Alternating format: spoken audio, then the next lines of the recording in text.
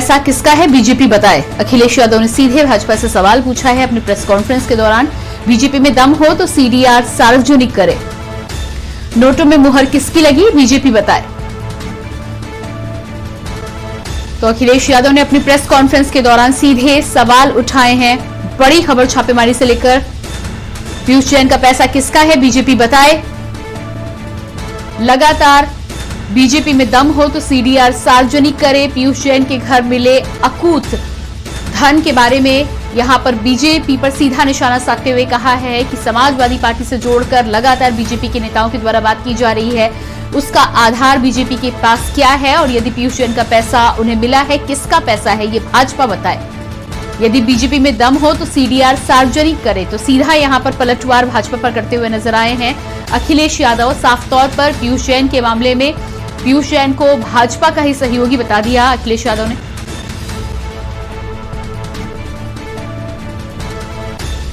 और इसी खबर पर हमारे साथ हमारे प्रधान संपादक दुर्गेन चौहान जुड़ चुके हैं। जी दुर्गेन जी, जिस तरह से अखिलेश यादव ने प्रेस कॉन्फ्रेंस की है और पीयूष जैन का नाम बार बार लेते हुए बीजेपी से ही अब सीधा सवाल कर दिया है कि आप बताएं, आपकी पार्टी से जुड़ा हुआ है, किसका पैसा है और यदि दम हो तो सीडीआर सार्वजनिक करें। प्रियंका, अखिलेश बहुत आक्रामक नजर आ रहे हैं, जो मैं उनको सुन रहा हूं अभी पिछले आधे घंटे से। बेहद आक्रामक तरीके से उन्होंने कन्नौज में हमला किया है। ऐसा लग रहा था कि उनके समाजवादी पार्टी के एमएलसी पुष्पराज पंपी जैन है, उनके आवास पर जो आईटी के रेट सुबह से चल रही तमाम उनके प्रतिष्ठान, तो उससे ऐसा लग रहा था कि वो शायद डिफेंसिव नजर आए। लेकिन अखिलेश यादव ने जवाबी हमला किया है, भारतीय जनता पार्टी को कटघरे में खड़ा किया है। उन्होंने कहा है कि अगर भारतीय जनता पार्टी को बताना चाहिए कि जो पीयूष जैन का पैसा जो कानपुर में बरामद हुआ है 250 करोड़ के आसपास, सोना 23 किलो है, वो किसका है। और वो साफ साफ तौर पर ये कह रहे हैं कि किस बैंक की मोहर लगी है और ये बैंक में किसका पैसा रखा, ये कहां तक पहुंचा, इसको सार्वजनिक करे। वो ये भी कह रहे हैं कि वो बताए ना कि समाजवादी पार्टी में पैसा किसका है। बार बार जो प्रधानमंत्री से लेकर मुख्यमंत्री से लेकर गृह मंत्री जो पुष्पेंद्र जैन को लेकर यह अन्य जो छापे में बरामद पैसे को लेकर बार बार समाजवादी पार्टी को कटघरे में खड़ा कर रहे हैं, तो वास्तव में वो बताए ना कि पैसा समाजवादी पार्टी में किसका है। वो पैसा अखिलेश यादव का है, पैसा राम गोपाल का है, पैसा समाजवादी पार्टी के किस नेता का है, किसके लिए रखा गया था, उसकी सीडीआर अखिलेश यादव ने बहुत बड़ी चुनौती दी है। उन्होंने कहा कि इसका सीडीआर कार डिटेल रिपोर्ट सार्वजनिक करें कि जो पीयूष जैन है उससे किसकी बात हुई। वो चुनौती दे रहे हैं, ये बड़ी राजनीतिक चुनौती है प्रियंका। और मुझे लगता है कि एक तरीके से जवाबी हमला किया और ज्यादा तीखा हमला किया अखिलेश यादव ने। जी बिल्कुल, तो यहाँ पर तीखा हमला तो किया ही है, साथ ही साथ लगातार अब अखिलेश यादव ये भी कहते हुए नजर आ रहे हैं कि क्योंकि भाजपा डर गई है, यही वजह है कि छापे पर छापे मारे जा रहे हैं। और इस बात को भी आज उन्होंने स्वीकार किया है कि अब ये छापों का दौर लगातार चुनावी काल तक चलता ही रहेगा। प्रियंका, एक बात और उन्होंने बहुत महत्वपूर्ण कही है। उन्होंने कहा कि भाई कोई मॉडल कोड ऑफ कंडक्ट हो। उन्होंने चुनाव आयोग को भी जद में लिया है, जो उन्होंने आक्रमण किया है उसकी जद में चुनाव आयोग को भी ले लिया है, चीफ इलेक्शन कमिश्नर को भी लिया है। उन्होंने कहा कि अगर कोई मॉडल कोड ऑफ कंडक्ट हो, आदर्श आचार संहिता नाम की कोई चीज बची हो इस देश में, तो वो कम से कम चुनाव आयोग ये सुनिश्चित कराए कि जो भी ये छापे हो रहे हैं ये चुनाव के बाद होने चाहिए। क्योंकि उनका कहना है कि इससे कोई नहीं लड़ सकता, कोई भी दल, चाहे समाजवादी पार्टी हो चाहे कोई अन्य विपक्षी दल हो। क्योंकि अखिलेश यादव ने एक चुटकी ली और कहा है कि हम तो छोटे दलों से समझौता कर रहे हैं, या हमने किया है। लेकिन भारतीय जनता पार्टी ने उत्तर प्रदेश चुनाव जीतने के लिए ईडी से समझौता किया है, सीबीआई से समझौता किया है, जीजीआई से समझौता किया है, जीएसटी का इंटेलिजेंस लगाकर रखा है। और उन्होंने तमाम तरीके से एक काउंटर अटैक किया है। और वो कह रहे हैं कि कन्नौज में अभी समाजवादी पार्टी के एमएलसी पंपी जैन के प्रतिष्ठानों और आवास पर सुबह से छापेमारी चल रही, उस पर उन्होंने रिएक्शन दिया, पलटवार किया कि वास्तव में अगर ये देखा जाए तो वो कह रहे हैं कि कन्नौज में जो इत्र बनता है वो सच के फूलों से इत्र बनता है, और बीजेपी का जो चुनाव निशान है कमल, वो झूठ का फूल है, जनता जवाब देगी। लेकिन अभी जो हम पिछले आधे घंटे से उनकी प्रेस कॉन्फ्रेंस को देख रहे थे, कुल मिलाकर प्रियंका अगर देखा जाए तो अब तक जितना, जब से अखिलेश यादव ने कैंपेन शुरू किया है, अब तक का सबसे तीखा और बड़ा हमला है।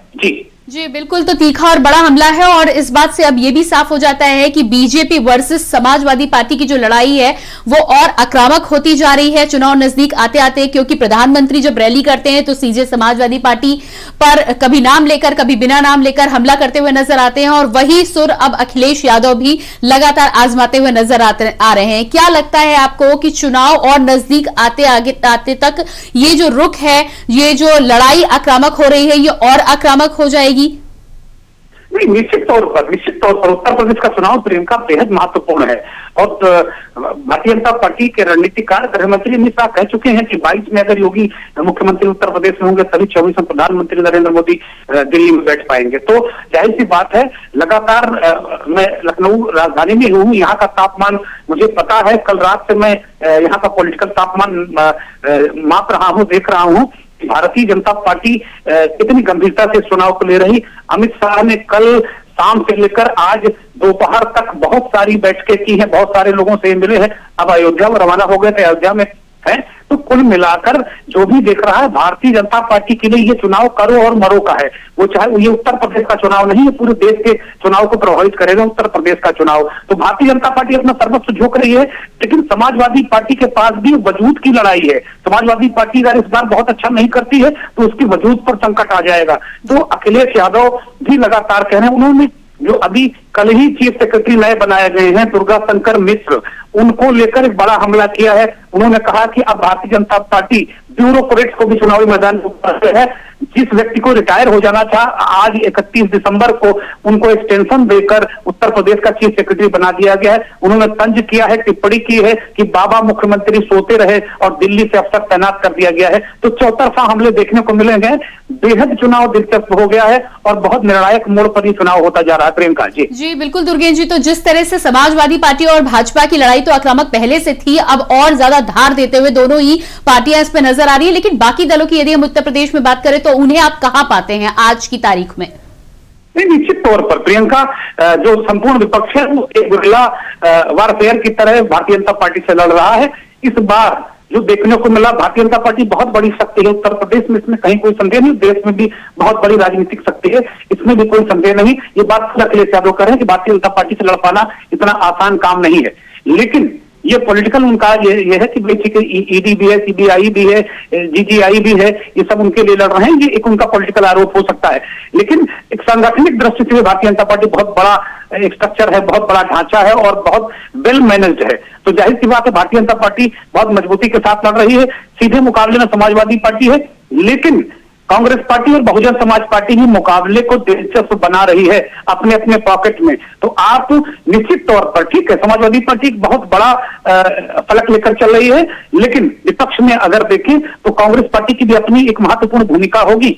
जब नतीजे आएंगे तो प्रियंका एक बार फिर हम लोग बात करेंगे, देखेंगे कि जो लोग कांग्रेस पार्टी को बिल्कुल 0 बटा सन्नाटा मानकर चल रहे हैं, ऐसा होने वाला नहीं है। बहुजन समाज पार्टी भी अच्छा करेगी। तो राजनीतिक दल हैं वो अपने अपने हिसाब से हैं, और जो बढ़ के विपक्ष अलग अलग लड़ रहा है, इससे बीजेपी को ज्यादा चुनौती पेश आ रही है। जी बिल्कुल दुर्गेश जी, तो फिलहाल इस तमाम जानकारी के लिए आपका बहुत बहुत शुक्रिया। देखना ही होगा कि आने वाले समय में अब इस प्रेस कॉन्फ्रेंस पर बीजेपी का क्या पलटवार निकलकर सामने आता है। तो सीधे तौर पर आज सपा सुप्रीमो अखिलेश यादव ने जो प्रेस कॉन्फ्रेंस की है, भाजपा पर बड़े ही आक्रामक तरीके से सवाल दागते हुए नजर आए हैं।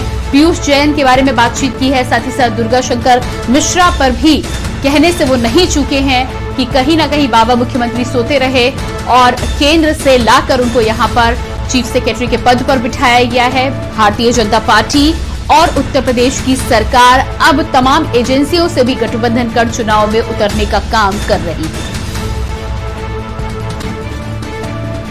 तो अखिलेश यादव ने बीजेपी को सीधी चुनौती दी है। सीडीआर सार्वजनिक करने की बात यहां पर की है। बार बार बीजेपी के नेताओं के द्वारा जिस तरह से आरोप लगाए जा रहे थे, उसका साफ तौर पर